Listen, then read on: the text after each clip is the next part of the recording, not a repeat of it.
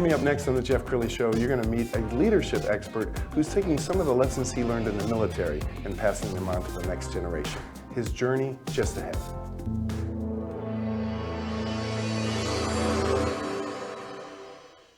Many are predicting that the worst is yet to come, which is unfortunate, said one person here.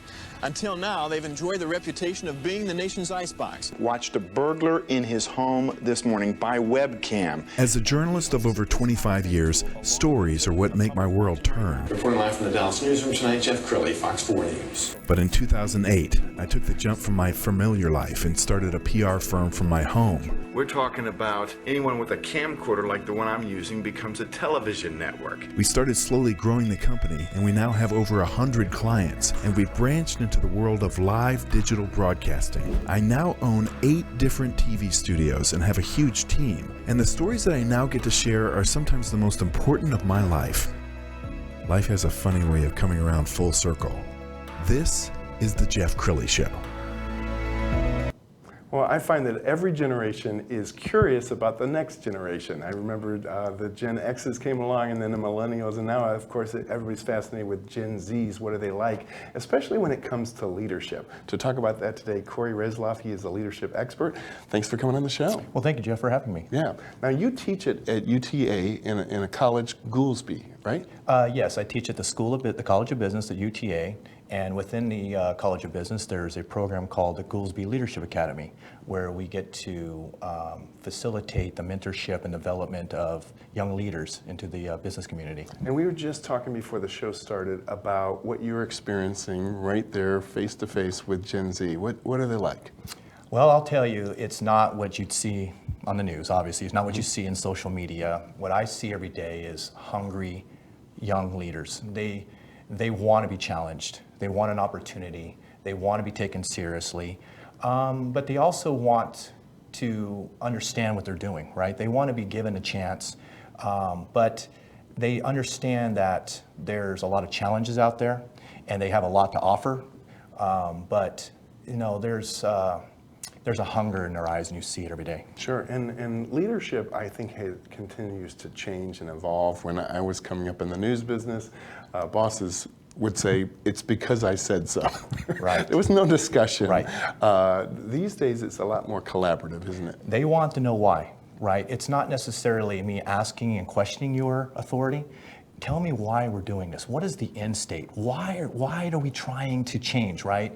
And I think that's that curiosity that they have and the need to improve it, right? And it all starts with understanding your intent and the why we're trying to accomplish this. And I think it's probably very interesting that you came from a military background where there wasn't not a lot of discussion. No, there was not. When the sergeant said jump, you said how high, You right? did, and then when I became an officer, I said jump, and we said how high. But the irony is, I still felt myself kind of bucking the trend. Mm-hmm. Because I wanted to know why. And in the military, we call it commander's intent, task and purpose, outcome. And therefore, when the plan goes awry, after the first, what they say, round fired, if we understand the outcome and understand what the commander's planning, outcome and intent was, we are allowed that flexibility and the autonomy to create and develop the situation and therefore accommodate to create the mission and successfully create the mission, right? So when you're talking to young people, what kind of lessons are you teaching them on leadership in terms of leadership style? Are you encouraging them to find their own leadership style? Well, yes, and that's in that respect. You know, I'd be remiss if I didn't say, obviously, the leaders that inspired me, both good and bad, reflect in my leadership. And therefore, my leadership will obviously reflect in them. But I'm a big believer in taking an honest interest in people, right? If you take an honest interest in people, people will take an honest interest in you.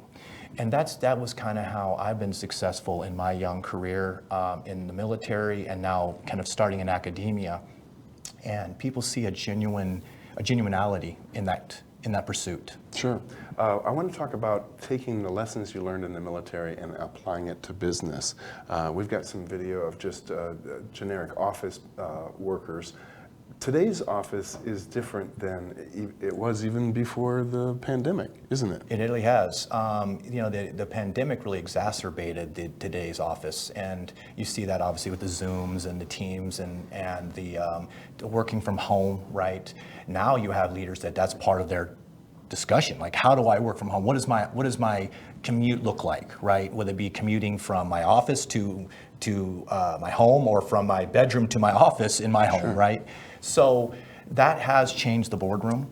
But again, I think the need to really be in someone's life and take an honest interest in what they do, that hasn't changed. I think that, to me, is even more important today, especially as the distance has grown, right? We talked about globalization, having these meetings across the pond, across the world. Now we're having them from bedroom to bedroom, and that hasn't changed. Talk about, it's easy to lead when everybody's happy and there's no controversy. What about leading during troubled times? Because there's a lot of talk in the media right now about going into a recession, which might mean some belt tightening.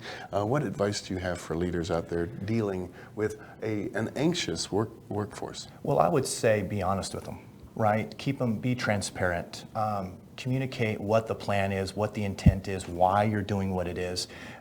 Something that I'm studying in my doctorate right now is mergers and acquisitions, and something that I'm becoming very interested in is keeping employees engaged while they, lack of a better word, could be losing their job, right? And so research has shown that telling employees and laying out what the plan is and how the plan is and why they're doing what it is, they can accept that more, right? And so if employers are doing that today, I think that employees have time to adjust. They have time to adjust to the situation. They have time to maybe go seek a different, more secure job or outcome in what they're looking for. And it all starts with being open and honest and transparent about the situation. And because you're on a campus every day and you get to look into the eyes of young people, there's been a lot of talk in the media about mental health. You and I have a mutual friend, Sherry James. Yes, she sir. heads up 2020 Lives Changed. You did a nice video a couple of years ago. Let's go ahead and roll that. Well, thank you. Hi, my name is Correy Retzloff. I'm a retired Army Major. Sherry's book has helped me in so many ways. As a professional project manager, I aspire to be someone such as her. She is the quintessential PMO. When I met Sherry, I was so taken back by her competence, her confidence, her air. I was in awe of her kindness. For a woman who demanded respect, who demanded to be respected, I still felt appreciated. I still felt like I was someone who was important at that table, and that's something that I have taken with me and I'll always take with me about Sherry. The values that her father instilled in her, the perception that she needs to instill in those of others is going to continue on for a long time. This is something I would offer to you. I'd offer you an opportunity to read her book, and I hope that it can help you as it helped me. To be honest, it was an honor to meet your daughter. Yes, so you were recently on her show, and in fact, that's how we met, just down the hall.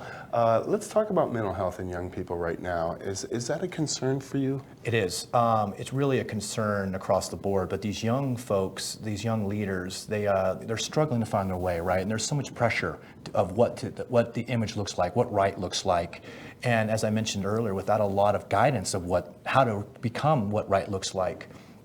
And it's important that we as leaders demonstrate that mental health is important to us, right? Because again, if they take on our personalities and they see us as examples, they know that it's okay to ask for help. It's okay to ask a friend if they need help, right? And so once it's open in the air and open to the public and to us, those we serve, that it's important to us, it'll be important to them. And so I truly am honored to be able to carry on Sherry's work, to be a conduit for her work, and to help, create mental health and mental wellness within the younger generations. And permission to ask for help and not have any shame attached Correct. to saying, hey, I'm struggling. Correct. It's not even shame, it's actually more of willingness, right? And it's okay. It's okay to say, you know what, I'm not having a good day. I just don't have it, right? Or looking at a friend and a colleague